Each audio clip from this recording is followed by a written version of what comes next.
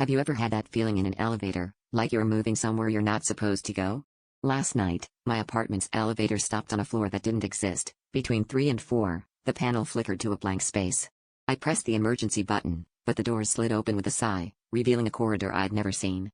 The lighting was wrong, too bright, humming like a bug zapper.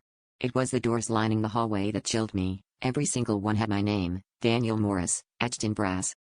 I stepped out, drawn by a mix of dread and curiosity, my footsteps echoing in a way that didn't sound quite right. Each door looked identical, but the air was thick with a scent I recognized, my mother's perfume, long after she'd passed.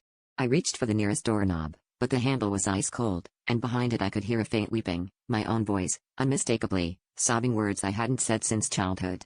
I backed away, heart pounding, only to notice the numbers on the doors started to change, incrementing as I moved down the hall. Daniel Morris 1, Daniel Morris 2, Daniel Morris 3.